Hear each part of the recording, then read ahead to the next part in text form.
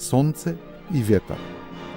Се скарале сонцето и ветарот, кој од нив двајца може побрзо да го соблече човекот. Задувал ветрот и почнал да го соблекува човекот. Му ја дувнал капата, но човекот не ја давал облеката. Не успеал ветрот да го соблече човекот. Дошло на ред сонцето, огреало тоа силно, па човекот се соблекал. Почнало сонцето уште посилно да пече, па човекот се соблекол гол.